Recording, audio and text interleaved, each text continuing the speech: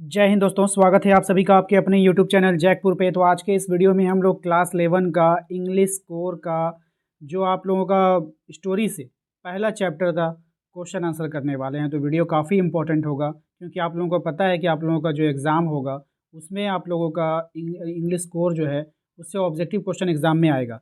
अब चाहे आप लोग इसके लिए आप प्री बोर्ड का एग्ज़ाम दो, चाहे आप फाइनल एग्ज़ाम दो, कोई सा भी एग्ज़ाम दो, यहाँ से क्वेश्चन तो बनेगा ही बनेगा। तो वीडियो काफ़ी इंपॉर्टेंट है, शुरू से लेकर अंत तक बने रहिए। साथ ही साथ यदि आप हमारे चैनल पे पहली बार आए हैं तो सब्सक्राइब जरूर कर लीजिएगा, घंटी वाली आइकन को जरूर प्रेस कीजिएगा ताकि आने वाली हर एक वीडियो का नोटिफिकेशन जो है आपके मोबाइल पे चला जाए। ठीक है, तो चलिए देखते हैं सबसे पहला सवाल। सबसे पहले सवाल में देखिए आपसे ना पूछा गया है यहाँ पे कि बताइए who is the author of the portrait of lady.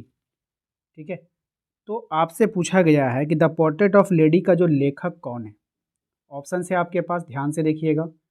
कमला दास है, विक्रम सेठ है, खुशवंत सिंह है, वीएस नायपाल है। राइट आंसर इसका हो जाएगा खुशवंत सिंह। क्या हो जाएगा? Khushwant Singh, option number C, the portrait of a lady, है ना। तो खुशवंत सिंह क्या हो जाएगा? खुशवंत सिंह। अब देखिए यहाँ पे आप ट्रिक से याद कर सकते हो कि एक कोई लेडी है, तो लेडी के पास यदि पोर्ट्रेट है यानी कि पर्स है तो वो बहुत खुश रहती है। कैसी रहती है लेडी? खुश रहती है। क्या? पर्स लटका करके। देखिएगा अधिकतर लेडीज़ लोग जो है पर्स लटका करके चलती है।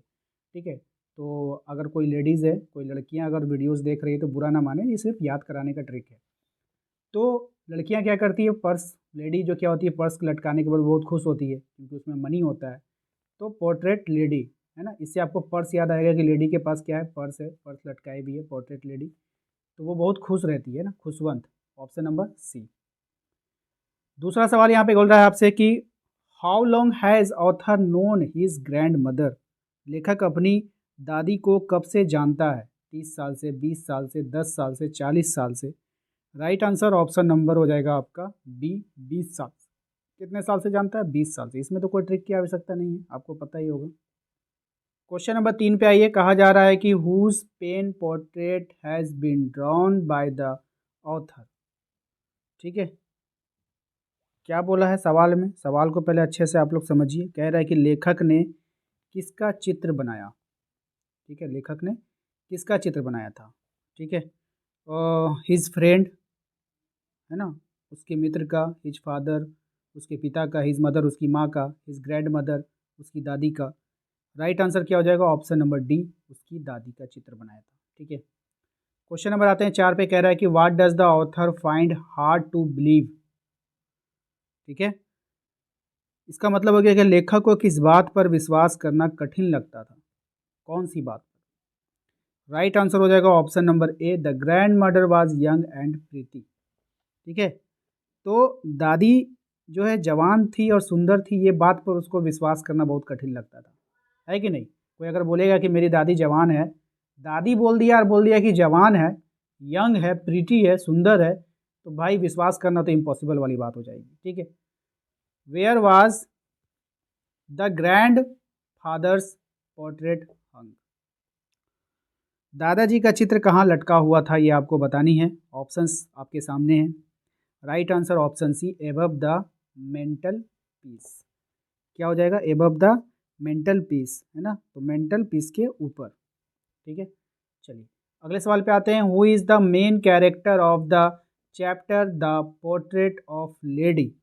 पोर्ट्रेट ऑफ लेडी अध्याय का मुख्य पात्र कौन है? मतलब होता है ना, कहानी का, हर एक कहानी का एक हीरो होता है, एक मज़ेदार आदमी होता है, मेन कैरेक्टर होता है। तो कौन है भाई इस कहानी का मेन कैरेक्टर? तो ग्रैंड मदर है। कौन है? दादी जी है ना। अगले सवाल पे आते हैं। कहा जा रहा है आपसे कि what did the grand father wear. Grand father wear, है ना, तो ग्रैंड फादर दादाजी जो थे वो क्या पहनते थे? ग्रैंड फादर मतलब क्या हो गया? दादाजी। वियर मतलब क्या हो गया? पहनना हो गया।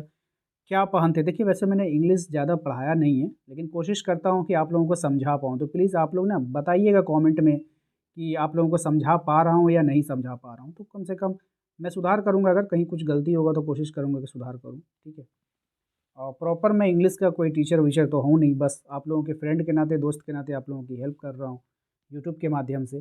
तो भाई हमसे अच्छे अच्छे टीचर अवेलेबल हैं यूट्यूब पे। मैं ये नहीं कहता कि मैं बहुत बड़ा टीचर हूँ, बस आपके फ्रेंड, आपके दोस्त बनकर आपको पढ़ा रहा हूँ, यही बहुत बड़ी बात है।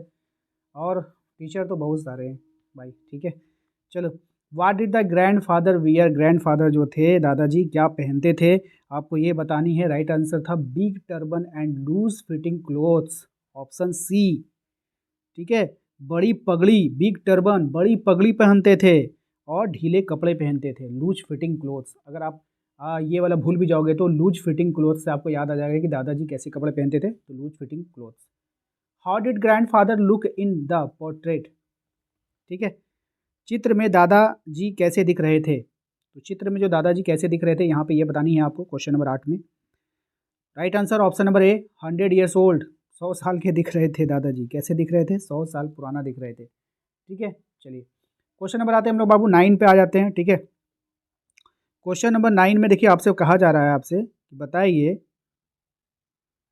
चलिए क्वेश्चन नंबर 9 में बोल रहा है आपसे कि according to the author what sort of person the grandfather looked like, लेखक के अनुसार दादाजी किस प्रकार के व्यक्ति दिखते थे, लेखक के अनुसार जो दादाजी थे वो किस प्रकार के व्यक्ति दिखते थे, ये यहाँ पे ये आपको बतानी है। राइट आंसर हो जाएगा option number D, a person who could have lots and lots of grand children, मतलब कैसे दिखते थे, ऐसा व्यक्ति जिसके बहुत सारे पोते पोतियाँ हो सकते हैं, ऐसा व्यक्ति मतलब बोलता नहीं, कोई इंसान को आप देखोगे ना, देख करके बता दोगे इसके पोता पोती तो बहुत होगा भाई, इतना उम्र हो गया तो इसका पोता पोती तो होगा ही ना, इस तरह से वो दिखता है कि नहीं भाई।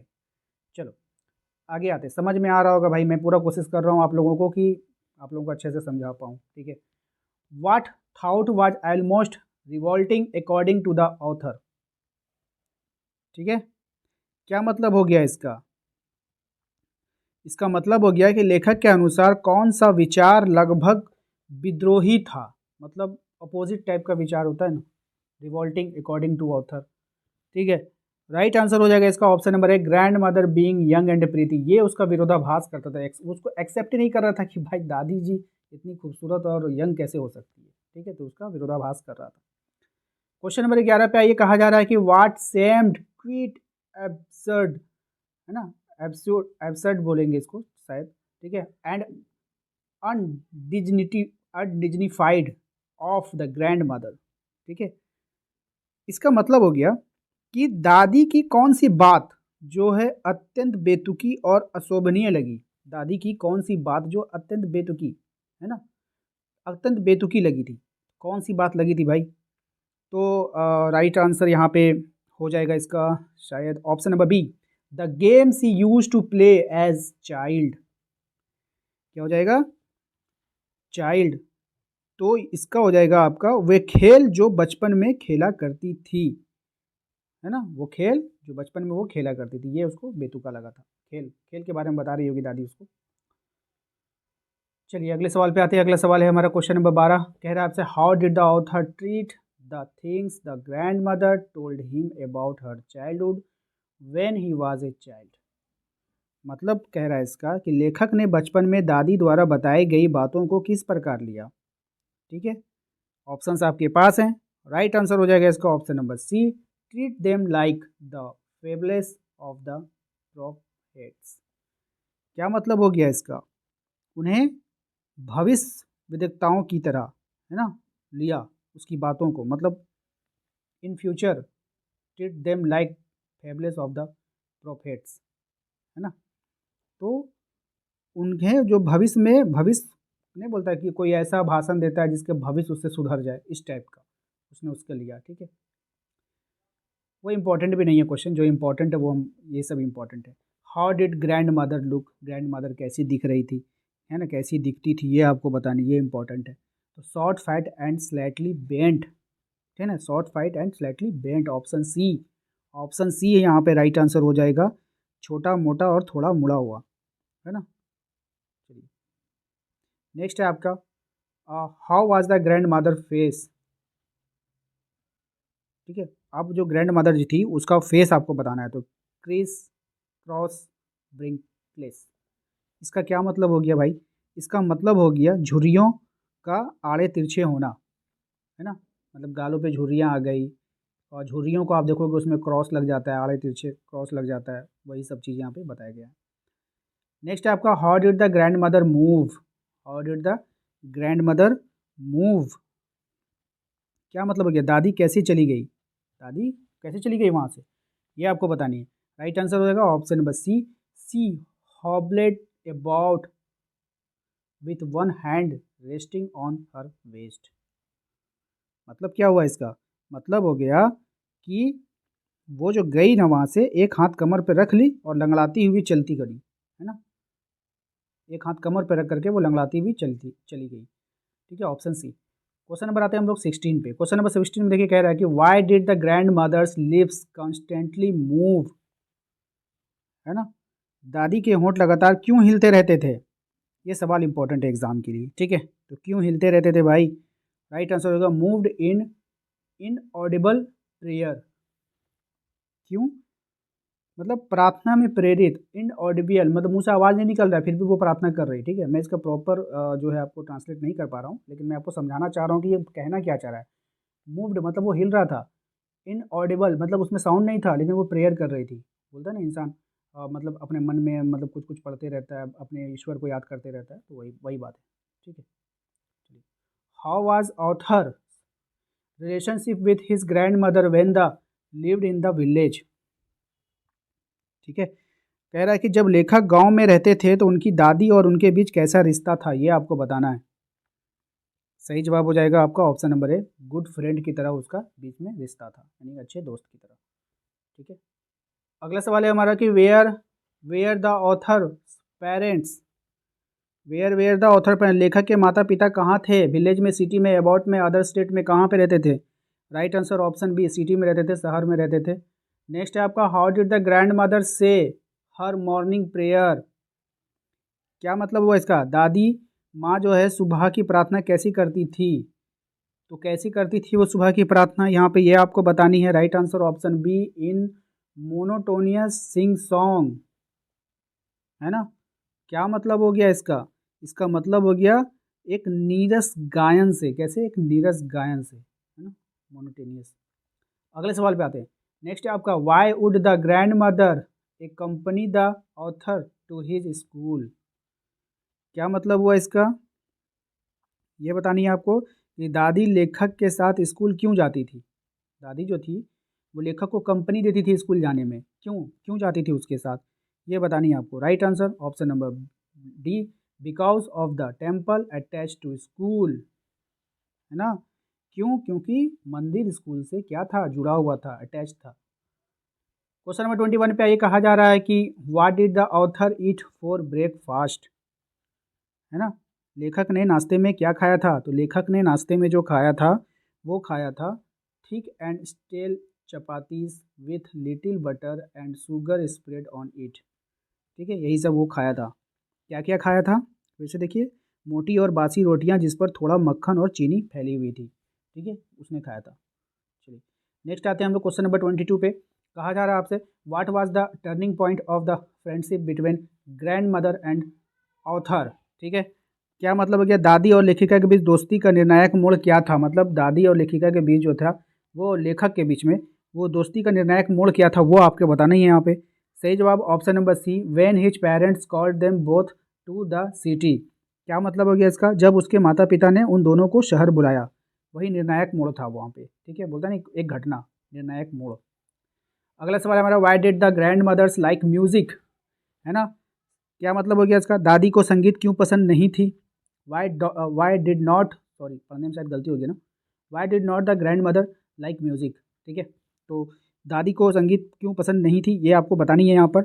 Right answer option number A, she thought music was the monopoly of harlots and beggars.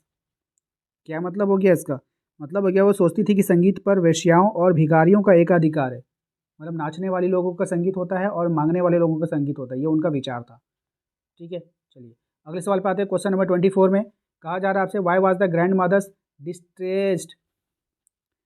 दादी क्यों परेशान थी, तो दादी जो परेशान थी because there was no teaching about God and the scriptures in school, है ना। क्या मतलब हो गया इसका, स्कूल में ईश्वर की धर्म ग्रंथों के बारे में कोई शिक्षा नहीं दी जाती थी, यानी धर्म ग्रंथों के बारे में कोई भी पढ़ाई नहीं पढ़ाई जाती थी, इसलिए दादी क्या थी, परेशान थी। अगला सवाल है हमारा, देखिए कह रहा है कि how did the grand mother spend her time in the city, है ना, दादी ने शहर में अपना समय कैसे बिताया? दादी ने शहर में अपना समय कैसे बिताया था? तो चलिए इसके ऑप्शंस को देखते हैं। इसके ऑप्शन हो जाएंगे आपका option number C, spanning the wheel. कैसे बिताया था? स्पैनिंग द व्हील, है ना, मतलब पहिए घुमा घुमा घुमा घुमा कर, है ना, व्हील को स्पैनिंग करके, पहिया को घुमा घुमा के। चलिए अगले सवाल पे आते हैं। अगला सवाल है हमारा, why did the grand mother spend her afternoon every day? Every day जो दोपहर का समय था, दादी माँ हर दिन अपने दोपहर का समय कैसे बिताती थी, ये बतानी है आपको। तो right answer option C, by feeding 100 of sparrows. मतलब क्या हो गया इसका? सैकड़ों गुरैयों को भोजन कराती थी, वो खाना खिलाती थी गुरैया को, ठीक है, भोजन कराती थी। अगला सवाल देखिए, क्वेश्चन नंबर 27 में, what was the grand mother's reaction when the author decided to go abroad? क्या मतलब हो गया इसका कि जब लेखिका ने विदेश जाने का निर्णय लिया था तो दादी की क्या प्रतिक्रिया थी, ये बताना है आपको, ठीक है। आपको दादी की प्रतिक्रिया के बारे में बताना है। तो क्या प्रतिक्रिया थी? तो option B, not even sentimental, ठीक है। तो मतलब इसका क्या हो गया कि अ, भावुक भी नहीं हुई थी वो, मतलब भावुक भी नहीं हुई थी, मतलब बोलता ना इंसान को कुछ फ़र्क ही नहीं पड़ा, ज़रा सा भी भावुक नहीं हुई, ठीक है वो। नेक्स्ट आते हैं क्वेश्चन नंबर 28 में, कहा जा रहा है आपसे कि what happened when the author moved abroad to study for 5 years, ठीक है। जब लेखक 5 साल के लिए अध्ययन करने विदेश चले गए तो क्या हुआ था उस समय? तो उस समय के बारे में आपको बताना है। राइट आंसर हो जाएगा आपका option number B, grand mother big bid good bye bye silently kissing his forehead, ठीक है, यही हो गया इसका मतलब। तो दादी ने उसका चुपचाप उसका माथा चूमा और उसको क्या बोल दिया? गुड बाय बोल दिया। कैसे? माथा चूम करके उसको गुड बाय बोल दिया। क्वेश्चन नंबर आते हैं 29 में, कहा जा रहा है कि what change came in the grand mothers behaviour in the evening, ठीक है। क्या मतलब हो गया इसका कि शाम को दादी के व्यवहार में क्या परिवर्तन आया था? तो शाम को दादी के व्यवहार में परिवर्तन आया था, she collected the women of the neighbourhood, ठीक है, मतलब उसने पड़ोस की महिलाओं को एकत्र किया, यानी कि जमा किया, इकट्ठा किया, ठीक है। ऑप्शन ए इसका राइट आंसर हो जाएगा। अगला सवाल और लास्ट सवाल है आज का, कह रहा है आपसे कि वाह how did the sparrows express their sorrow at the death of the grand mother, ठीक है। दादी की मृत्यु पर गुरैयों ने अपना दुख कैसे व्यक्त किया? मोस्ट इंपॉर्टेंट सवाल रहेगा आपके एग्जाम के लिए। राइट आंसर हो जाएगा option number B, they came and sat silently in the verandah, ठीक है। ऑप्शन नंबर बी, वे बरामदे में आकर चुपचाप बैठ गए थे, वो बरामदे में आकर चुपचाप बैठ गए थे। तो दोस्तों आशा करते हैं आप लोगों को आज का ये वीडियो पसंद आया होगा। अगर कहीं पर पढ़ाने में ज़रा सा भी गलती हुई होगी तो उसके लिए क्षमा चाहूँगा, क्योंकि एज ए मैं इंग्लिश टीचर नहीं हूँ, फिर भी आप लोगों के इतना रिक्वेस्ट करने के बाद इतना एक्सप्लेन में पहली बार इतना बड़ा वीडियो मैं इंग्लिश का बना रहा हूँ। तो अगर अच्छा लगा है ज़रा से भी तो प्लीज़ लाइक कीजिएगा, कमेंट कीजिएगा कैसा लगा आप लोगों को। अगर जहाँ कहीं भी थोड़ा बहुत भी लगे कि आपको सुधार करने की आवश्यकता है मुझे, तो कमेंट करके ज़रूर बताइएगा। और सपोर्ट करेंगे, शेयर करेंगे, लाइक करेंगे तो मैं दूसरा वीडियो जल्द से जल्द आपके लिए बना पाऊँगा। मिलते हैं नेक्स्ट अगले वीडियो में। Thank you. जय हिंद, जय भारत। अगर कोई भी कमेंट नहीं करना चाहते तो कम से कम जय हिंद लिख दिया कीजिए कमेंट में। मिलते हैं नेक्स्ट अगले वीडियो में। Thank you.